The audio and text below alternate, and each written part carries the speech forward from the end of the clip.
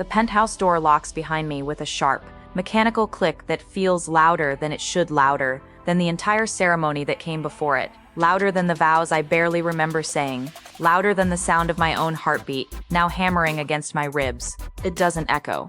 It settles. It sinks into the walls, into the polished marble beneath my feet, into the glass stretching endlessly around me until it becomes something permanent, something immovable, final. I don't turn around. I can't, because if I do, I'll see the door, and if I see the door, I'll have to accept what it represents. There is no going back through it. The silence that follows is suffocating, not empty. No, that would be easier. Silence like this is full, thick, pressurized. It wraps around my throat, slides into my lungs, makes each breath feel deliberate, controlled, like even the air here belongs to him. My fingers tighten instinctively at my sides, bunching the fabric of my dress, the wedding dress. The word feels wrong now, hollow. The silk is heavier than it was hours ago. No, not heavier, just more real, more present. It clings to my skin, too tight in some places, too structured in others, like it was designed not for beauty, but for containment. The bodice presses into my ribs, restricting each inhale. The intricate embroidery scratches faintly against my arms,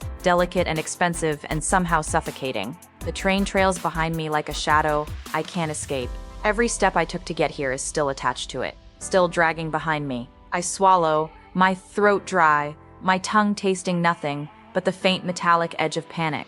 The penthouse is vast. That's the first thing my mind can process, clinging to something tangible instead of the storm building beneath my skin. Vast and immaculate. Glass walls stretch from floor to ceiling, revealing a city that looks unreal from this height, like something painted, distant, untouchable. Lights shimmer in endless patterns, gold and white and distant, flickering like stars that no longer belong to me. I used to be down there. I used to be part of that. Now it feels like I'm looking at it through a barrier that doesn't just separate space, but reality itself.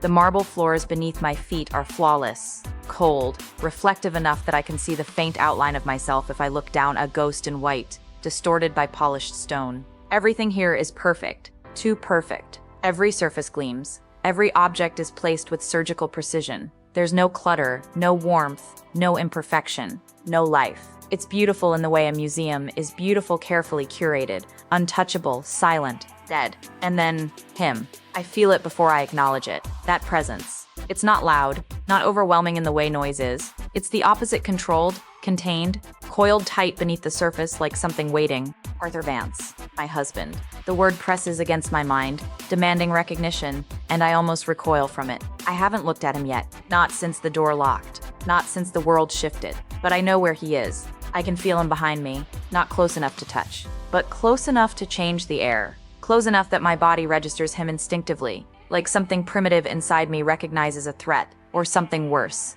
My pulse stutters. I tell myself not to react. Don't turn. Don't give him that. But the silence stretches. Longer. He hasn't moved. Or maybe he has, and I just can't hear it. That thought sends a sharp flicker of unease down my spine. The quiet here is too complete. It swallows sound, dulls it, erases it before it can reach me. Even my own breathing feels muted, like it's being filtered through something invisible. I shift slightly, the fabric of my dress whispering against the marble. The sound is soft, too soft, and yet it feels deafening in the stillness. I hate this. I hate how aware I am of everything. Of the weight of the dress, of the tension in my shoulders, of the way my fingers tremble just slightly where they clutch the silk. Of him. God, especially of him. I close my eyes for a brief second, trying to steady myself, trying to gather something control, maybe, or just enough composure to turn around without looking like I'm about to break. Because I can't.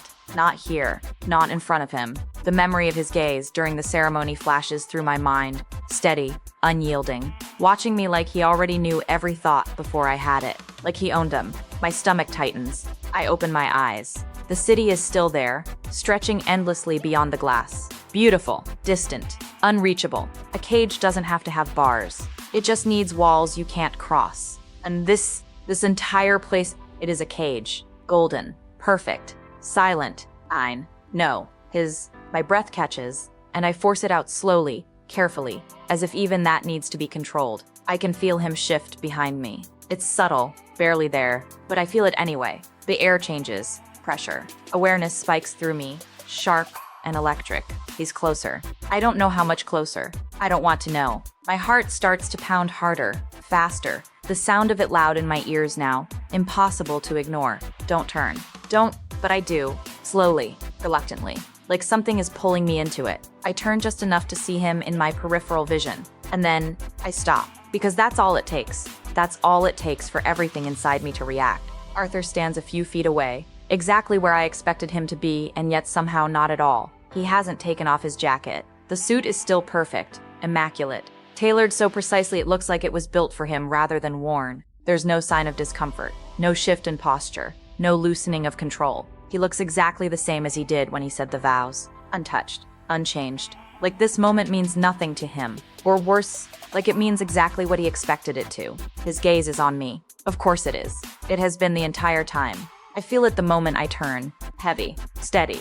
Unrelenting. It doesn't flicker. Doesn't waver. Doesn't soften.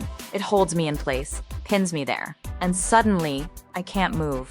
I don't even realize I've stopped breathing until my chest tightens painfully, forcing me to inhale. The sound feels too loud. Too exposed. His eyes don't leave mine. Dark. Impossible to read completely. But there's something there. Something controlled. Something watching. Measuring. Like he's waiting. For what? I don't know. My fingers loosen slightly from the fabric of my dress, but only because they've gone numb. I don't know how long we stand like that. Seconds. Minutes. It stretches. It distorts. Time feels different here. Slower. Heavier. Every moment drawn out, deliberate, like it's being shaped instead of simply passing. The silence becomes unbearable. It presses against my ears, against my thoughts, amplifying everything I'm trying not to feel. The fear, the confusion. That strange, unwanted pull that tightens low in my chest when he looks at me like this. I hate it. I hate that I feel it. I hate that I can't make it stop. Say something. The thought flickers through my mind, desperate and sharp.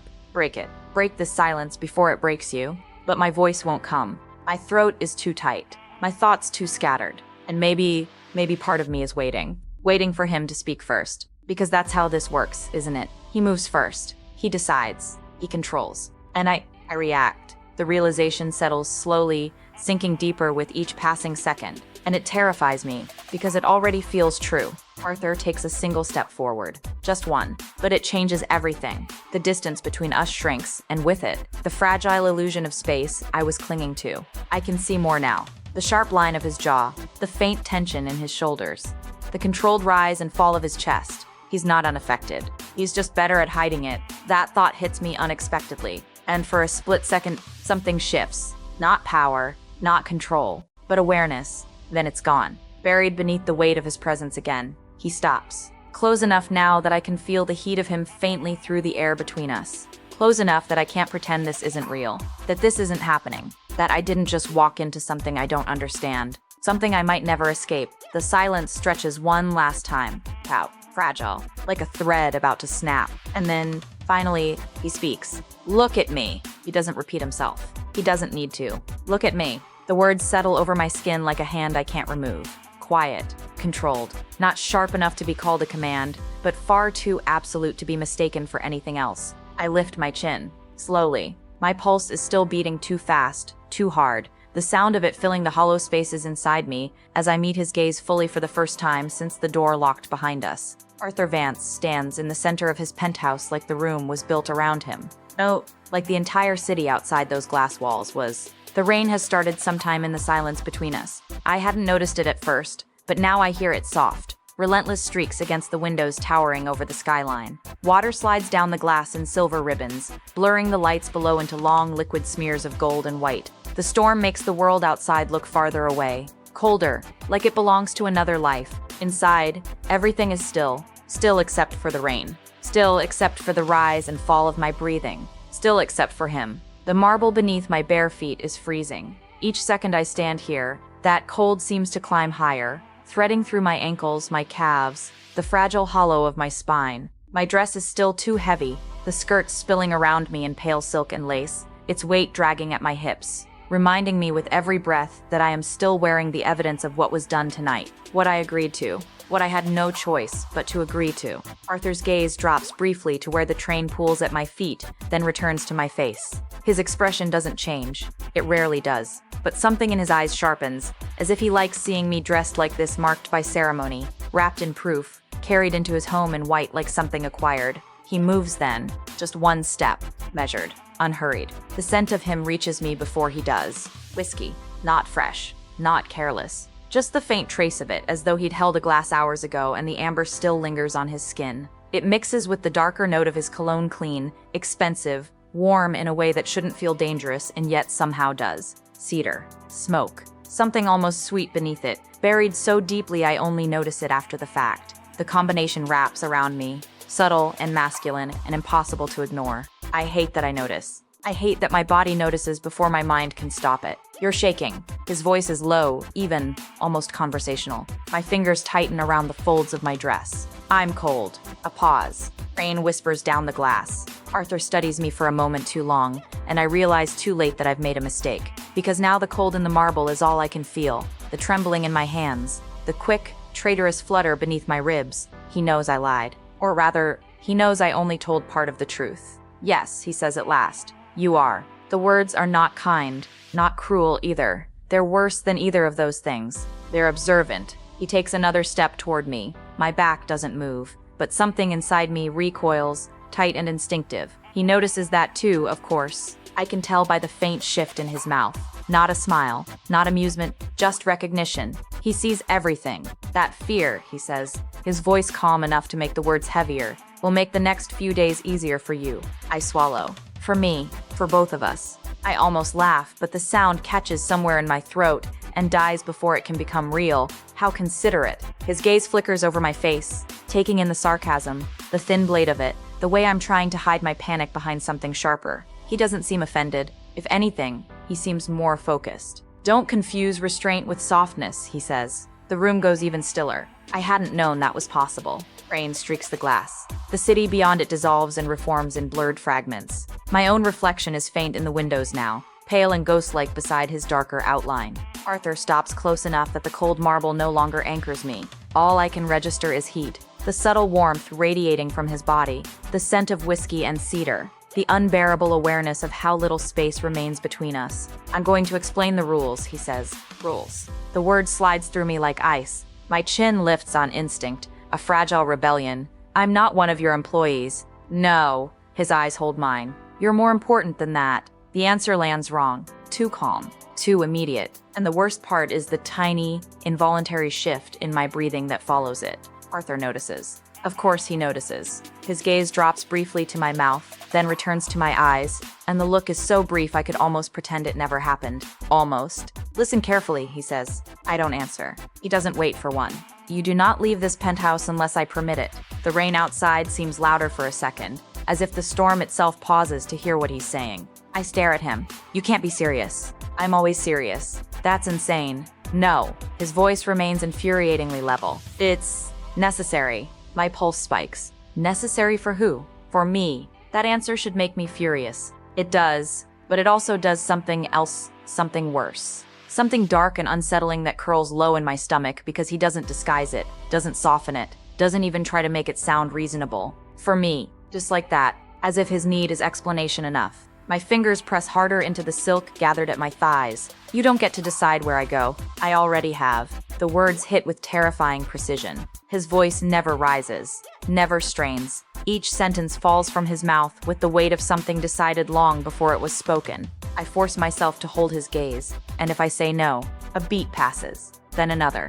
Arthur reaches past me, not touching, not quite, and lifts one hand to the glass behind me. His palm rests there beside my head, caging me without contact. Rainwater streams down the other side of the window, silver against the night. My breath catches. He leans in just enough to make me feel the shift in air. Then you'll learn, he says quietly, how little that word matters here. The cold from the marble disappears entirely. Heat rushes into its place, hot and humiliating and alive beneath my skin. My body goes rigid, but not fast enough to stop the reaction.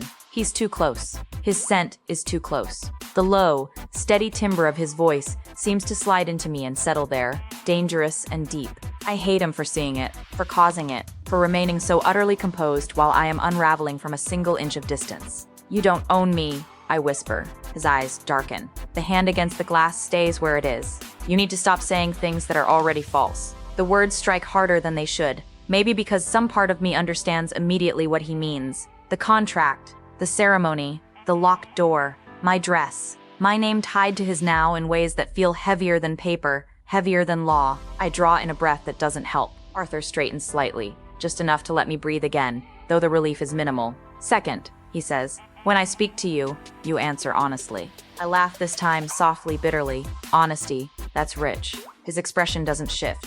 You'll find I have very little patience for mockery, and I have very little patience for being purchased. That lands, not in his face, never there, but in the air between us. In the instant tightening of silence, rain slides harder now, the wind pushing it across the glass in restless sheets. Arthur tilts his head, studying me as if I'm something difficult but not impossible. Do you want me to lie to you, he asks. Would that make this easier? No. Good. His hand lowers from the glass. The absence of it should make the space feel larger. It doesn't. He's still there, still too close, still watching me with that unbearable steadiness. Then understand this? He says. I won't insult you with false gentleness. I chose you. I married you. I brought you here. That is the truth of the situation. The sooner you stop flinching from it, the sooner you'll learn how to survive inside it. My heartbeat stumbles over the word chose. I don't know why. Maybe because it sounds too intentional, too personal. Like this isn't just a deal or a power move or some calculated arrangement between families and money and obligation. Like this is about me, and that possibility is far more dangerous than the contract itself. I force my voice steady. You say survive like I'm in danger. Arthur's gaze moves slowly over my face again, and this time there's something almost unreadable in it. Not softness, never softness, but not cruelty either. You are, he says. A chill works its way through me despite the heat under my skin. From you? He goes still, more still than before. It is the only sign I get that I've touched something real. Then he says, that depends on you. My mouth goes dry. The answer is maddeningly vague, deliberately so, and he knows exactly what it does to me. It leaves too much room for imagination, too much room for fear. Third, he continues, as if my pulse hasn't just begun pounding all over again, you do not lie to me. Not by omission, not by silence, not by half-truth.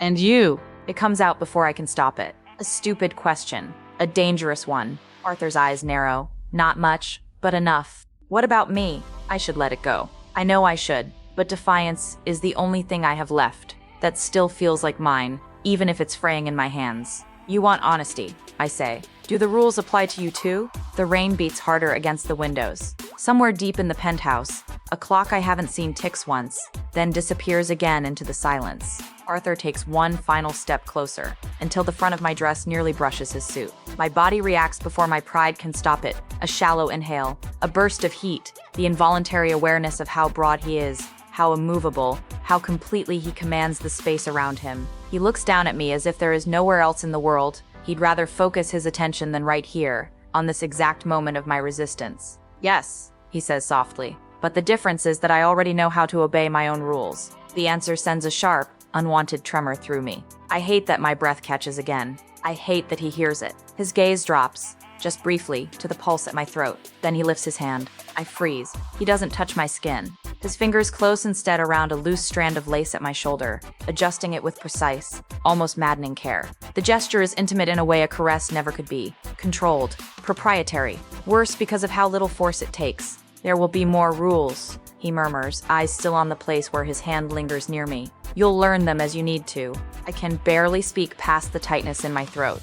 And if I break one, his hand falls away. His gaze returns to mine. And there it is, the full weight of him. Calm, possessive, unshakably certain. If you break one, Arthur says, voice low and impossibly steady, I'll remind you who you belong to. The words hit so hard I actually feel them. Not in my mind, in my body. In the sudden weakness in my knees. In the hot, humiliating rush under my skin. In the cold marble beneath my bare feet, anchoring me while everything else tilts. I stare at him, breathing too fast, hating the fear in me, hating the pull in me even more. And Arthur just watches. As if this is exactly where he wanted me. Not broken. Not yet. Just standing at the edge of it. The silence after his last words doesn't fade. It tightens. I'll remind you who you belong to.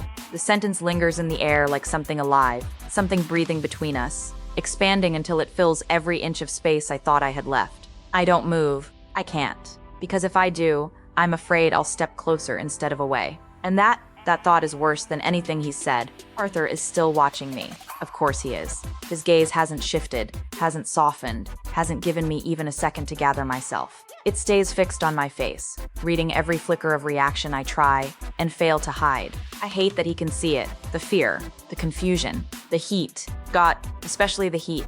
I swallow hard, forcing my fingers to release the fabric of my dress. My hands feel stiff, useless, like they belong to someone else. I need air, I say. The words come out steadier than I expect. Stronger. A lie, maybe. Because there's plenty of air here. It's just not mine. Arthur doesn't respond immediately. He just watches. A beat passes. Then another. Long enough that I almost think he's going to refuse. That he'll turn this into another lesson. Another demonstration of control. But then he steps aside. Just slightly. Not much. Not enough to feel like freedom, but enough. Go, he says. One word. Simple. But the way he says it makes it clear this isn't permission. It's allowance. Temporary. Conditional. I don't wait. I turn before my body can betray me again. Before I can second-guess the instinct to move. And I walk toward the far side of the penthouse where the glass stretches wider, where the storm feels closer. The marble is still cold beneath my feet. The dress still drags. Everything still feels too heavy. But distance helps. Even if it's only a few steps. I reach the window. The rain is louder here, striking the glass in steady, relentless patterns. The city below is blurred beyond recognition, lights smeared into streaks of gold and white, like something melting under pressure. I press my hand lightly against the glass. It's cold, real, something I can focus on, something that isn't him. I close my eyes for a second, drawing in a breath that doesn't quite steady me. You're fine. You're still here. Something catches my attention. It's small, subtle, but it's enough to pull me out of the spiral in my head. I open my eyes again. There's a reflection in the glass, not just mine, his, but that's not what stops me. It's what's behind it. On the far side of the room, partially hidden by the angle of the wall, there's a door. I hadn't noticed it before. That's impossible. The entire penthouse is designed to be seen, to be admired, to be displayed. Every line, every surface, every shadow is intentional. Nothing here is accidental. So why does that door feel like it is? My breath slows. Focus sharpens. Without thinking, I turn. Arthur is still where I left him. Watching. Always watching. Our eyes meet for half a second. Then I look past him. At the door, something shifts in his expression. Barely. But it's there. And that's enough. I move. Slowly at first. Then faster. The train of my dress whispers behind me as I cross the marble, the sound swallowed almost instantly by the vastness of the space. The closer I get, the more certain I become. This door doesn't belong. It's too plain, too quiet. No glass, no shine, just solid, dark wood, intentional in a completely different way. Stop. His voice cuts through the air. Calm, sharp, immediate. I freeze. My hand is inches from the handle. I don't turn around. I don't want to see his face. Don't touch that, he says. The words are still controlled, but something underneath them isn't. Something tighter, something closer to warning. My fingers twitch, just slightly. Wah! A pause, longer than before. The rain fills the silence again, louder now, like it's pressing against the glass, trying to get in. Arthur doesn't answer immediately, and that's all it takes. Because now I know, there's something behind this door, something he doesn't want me to see. Not yet. And suddenly, I turn my head just enough to glance at him over my shoulder. His gaze is locked on me. Dark. Focused. Unreadable in a way that feels deliberate. Why? I repeat. My voice is softer now, but sharper. More dangerous. A challenge. His jaw tightens. Just a fraction. You're not ready for what's behind that door. The answer should make me step back.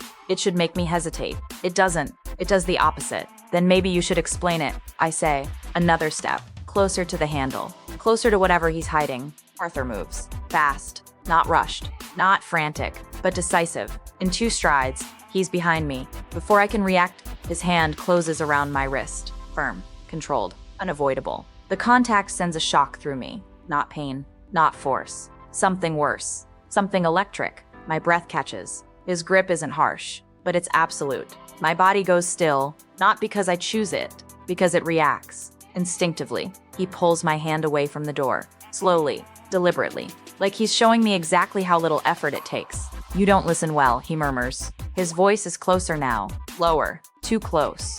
My pulse spikes. I asked a question, and I answered it. His fingers tighten slightly around my wrist, not enough to hurt, enough to remind. I turned sharply, trying to face him fully, but the movement brings me closer instead of creating distance. Now we're standing too close. My back is nearly against the door, his body just inches from mine. The heat of him is immediate, overwhelming. I can feel the shape of his chest through the thin space between us, the subtle movement of his breathing, controlled and steady compared to mine. My heart is racing, loud, out of control. And he hears it. I know he does. His gaze drops briefly to my throat, then rises again. "You don't get to explore this place like it's yours," he says. The words land heavier than they should, because part of me already knows he's right, and you don't get to lock doors without explanation. I shoot back. It's weaker than I want it to be, but it's still something. His lips press into a thin line. Not anger. Something more restrained. "You're testing boundaries you don't understand. Then make me understand." The tension snaps tighter. The space between us feels non-existent now. My back touches the door. Solid. Cold. Trapping me there. Arthur steps closer. If that's even possible. His hand releases my wrist, only to move higher, not touching my skin, hovering, close enough that I can feel the heat of it through the thin fabric of my sleeve. The restraint is worse than contact, because it's intentional, because he could touch me, but he's choosing not to. My breath stutters. Traitor. "You think this is about control," he says quietly. My eyes lock onto his. It is. A beat. Then, no. The word is soft, but final, and suddenly, everything shifts. His gaze changes. Not softer, not kinder, deeper, more focused. Like he's looking at something beneath the surface now, something I can't see. "This isn't about control," he continues. "It's about precision." My chest tightens. What does that even mean? He studies me, closely, intensely, like he's deciding something. Then, "You weren't chosen randomly." The words hit harder than I expect. My breath catches. Stop saying that. "It's the truth." "No," I snap. "It's manipulation." His head tilts slightly, considering. "Oh," he repeats calmly. "It's history." The word lands wrong. Sharp, cold. What history? Silence. But not empty. Loaded. Heavy. Arthur's gaze doesn't waver. And then he lifts his hand. Slowly. Deliberately. This time, he does touch me. Not my face. Not my skin directly. His fingers brush the edge of my dress near my collarbone, adjusting the fabric slightly. Like before. Precise. Controlled. Possessive in a way that makes my pulse jump violently. "You don't remember," he says. My stomach drops. "What?" His eyes hold mine, unblinking. "You don't remember anything." The world tilts. Just slightly, but enough. "That doesn't make sense." "It doesn't have to," he replies. My breathing becomes uneven, fast, unsteady, because something about the way he says it, something about the certainty, it doesn't feel like a lie. And that's worse. "Explain it," I demand, but my voice isn't as strong now. There's something in it, something uncertain, something cracking. Arthur leans in, closer, close enough that his breath brushes against my skin. My entire body reacts. Heat, tension, something dangerously close to... No. I push the thought away instantly. "You'll remember," he murmurs. The words send a shiver through me. Not cold, not entirely fear, something else, something deeper. "And when you do," a pause, deliberate, cruel. "You'll understand why that door stays closed." My fingers curl into the fabric of my dress again, harder this time. "What's behind it?" He doesn't answer. Of course he doesn't. Instead, he steps back, just enough to break the contact, just enough to leave me standing there, pressed against the door, breathing too fast, thinking too much, feeling too much. My body takes a second too long to catch up, to adjust, to recover, and he sees that. Of course he does. Arthur's gaze lingers on me for one final moment, measuring, calculating, owning the reaction I tried and failed to hide. Then he turns away, calm, controlled, like nothing just happened, like he didn't just tilt my entire world with a few words and a single touch. And I'm left there, alone, back against a door I'm no longer sure I want to open, heart racing, mind spinning, because the truth is, I'm not just afraid of what's behind it. I'm afraid of why a part of me feels like I already know. I stay with my back against the door long after Arthur walks away. The wood is cold through the silk and lace of my dress,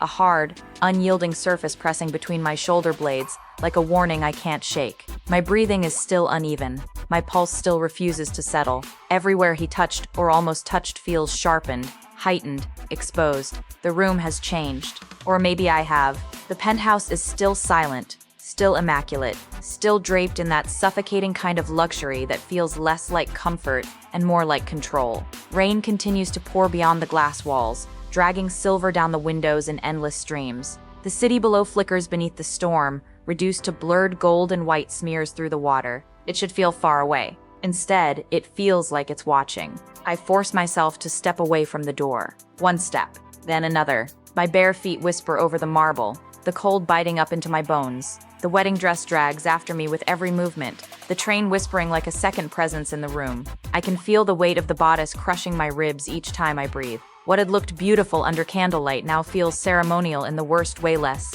like something chosen and more like something imposed. A costume, a claim. Arthur stands near the bar at the far end of the room, his broad back half turned to me, one hand resting on the polished black stone, as though nothing in the last few minutes matters. As though he didn't just say things that cracked open something in me I don't know how to close. You don't remember. The words won't leave me. The sound of glass catches softly in the quiet. He lifts a crystal tumbler and pours himself another drink. The whiskey glows amber beneath the low pendant lights, warm and molten against all this cold perfection. The scent reaches me a second later. Whiskey, cedar, smoke, him. You can't say something like that and then walk away, I say. My voice is steadier than I feel. Arthur doesn't turn around immediately. He lifts the glass, takes one measured sip, then sets it down with infuriating calm before finally facing me. Yes, I can. The answer lands like a slap. Sharp, simple, calculated. I take another step toward him. No. His gaze meets mine without effort, without strain.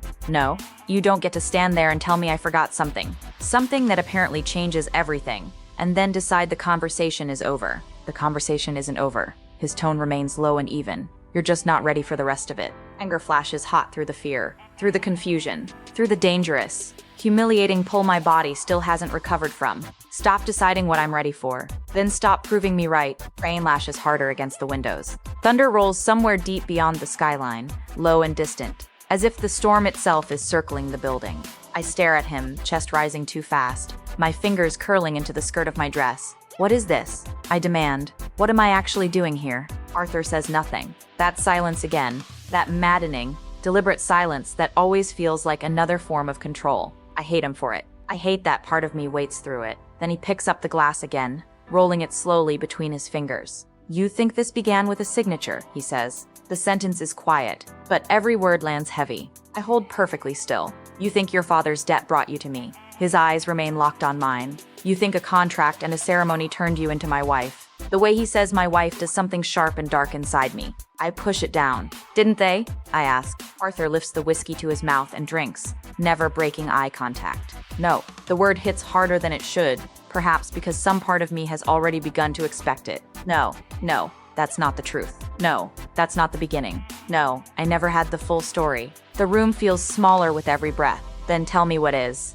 I say. He sets the glass down. The sound is soft, but the finality of it seems to travel through the marble. For the first time since I entered this penthouse, I see something in his expression that isn't pure control. It isn't softness. It isn't regret. It is something darker than either of those things. Certainty sharpened by history. You were promised to me long before your father owed me a cent. My mind blanks, not slowly, instantly. The sentence cuts straight through every thought I was holding. What? Arthur takes one step closer, then another. Not fast, never fast. Everything about him remains deliberate, devastatingly composed. You heard me. No. My voice comes out thinner now. No, that's not possible. It is. The storm outside flashes white for a second, lightning somewhere over the city, turning the glass walls into mirrors and silhouettes. For one breath, I see us reflected in them, me in ruined bridal white, him in black, both of us suspended in a room that no longer feels real. Then darkness settles again. I shake my head.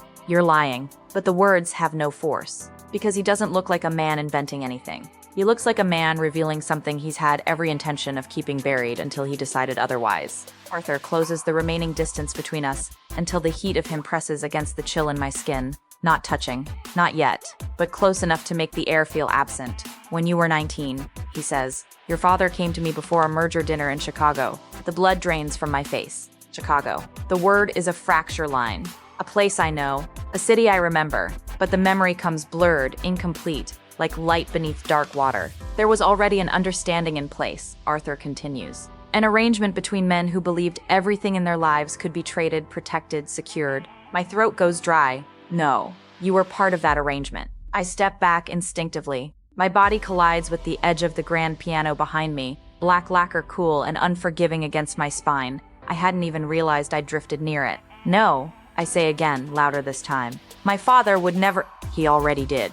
The interruption is immediate, precise, fatal. My breath catches hard enough to hurt. Arthur studies my face as the truth starts to crack through me. He didn't tell you because he lost control of the timeline. The room tilts. I grip the edge of the piano with numb fingers, trying to anchor myself to something solid, but everything feels distorted now. The marble, the rain, the city lights. Even my own body feels strange, because beneath the shock, beneath the revulsion, there is something else, something I can't explain. A flicker, a sensation, not memory exactly, but the shape of one. Chicago. A ballroom, gold light, a black suit, a voice low at my ear. My heartbeat turns violent. Arthur sees it. Of course he sees it. His gaze narrows. Not in suspicion, in recognition. Tell me what you remember, he says. I laugh once, breathless and brittle. Nothing. Don't lie. I'm not. Thunder shakes somewhere in the distance. He takes another step closer, trapping me between the piano and the force of him. You remember enough. My pulse pounds in my throat.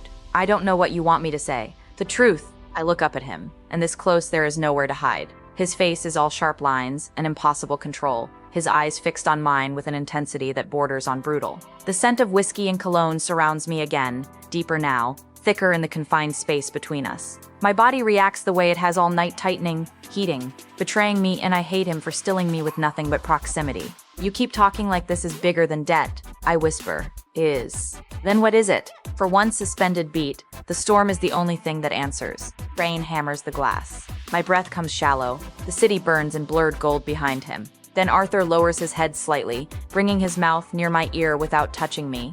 When he speaks, his voice is barely above a whisper. It's reclamation. The word slides through me like a blade. I go completely still. Arthur draws back just enough to watch my reaction. You were mine before anyone else thought to put a price on you. Rage bursts through the fear, like a match to gasoline. I am not yours. His hand shoots out. Not rough, not frantic. Worse, exact. His fingers close around the back of my neck, firm enough to pin me in place, gentle enough to feel intentional. My breath snaps out of me. Heat flares everywhere at once. My hands tighten on the piano's edge, knuckles going white beneath the bridal lace. Arthur's gaze drops to my mouth, then rises again. Do you know why I haven't kissed you tonight? He asks. The question hits so unexpectedly I can't answer. I can barely breathe. His thumb shifts once, barely, against the sensitive line beneath my hair. Because the first kiss won't belong to fear. His voice stays low, and it won't belong to a contract. I stare at him. Everything inside me feels split open. That should comfort me. It doesn't, because it means he's thought about it. Because it means he's waiting. Because it means there is a version of this night, a future version, in which he fully intends to cross that line. And worse, some traitorous, shaking part of me feels the truth of that in my body. Arthur watches understanding hit me, watches the horror and heat collide in my face, and something in him darkens. You think obsession begins where reason ends, he murmurs. You're wrong. Obsession begins where recognition does. The flicker in my mind sharpens. A chandelier, a hand brushing mine. A voice saying my name like it already knew how I would sound when I trembled. I gasp. Arthur stills. Not outwardly, but enough. What did you remember?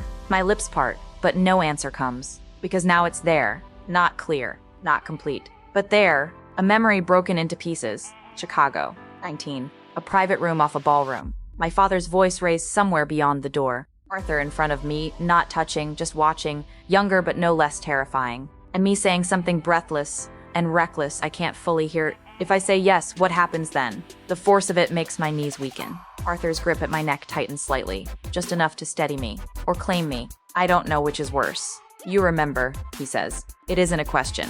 I shake my head, but the denial is broken now, unconvincing even to me. What did I say? I whisper. His eyes hold mine. For the first time all night, I think I see something dangerous move beneath his control. Not anger, not triumph, hunger, and grief, twisted together until they become something unbearable. You asked me what would happen if you chose me, he says. The room spins. I didn't. You did. No, you did. The words land harder now, and I told you the truth. My heartbeat is so loud I can barely hear my own voice. What truth? Arthur leans in until his forehead almost touches mine. Almost. Everything in me strains toward and away from him at the same time. And then he says the one thing that destroys whatever was left of the ground beneath me. I told you I would ruin every other man for you. My breath leaves me. Not slowly. All at once. Because something inside me recognizes the line, not intellectually, not logically, somewhere deeper, somewhere my body remembers before my mind does. I make a sound small, broken, involuntary, and Arthur's expression changes instantly. Not softer, never softer, more certain, as if that sound confirmed everything. As if the memory opening inside me is exactly what he has been waiting for. Then his phone vibrates sharply against the marble behind me. The sound slices through the room. Arthur doesn't look away from me at first. Then, reluctantly, he releases my neck and reaches for it. One glance at the screen, and something in his face turns to stone. Cold. Immediate. Absolute. What is it? I ask, my voice still wrecked. He doesn't answer at once. He reads whatever is there, jaw locking, eyes flattening into something lethal. Then he lifts his gaze to mine. And I know, before he says a single word, that the night is about to split open for good. Your father is dead, Arthur says. The world stops. I don't breathe. I don't blink. I don't even feel the piano at my back anymore. Nothing exists, except those 4 words hanging in the air between us. Then Arthur adds, his voice calm in the most devastating way possible, and he died trying to reopen the door you just touched. To be continued. Read the full story on Amazon. Link in description.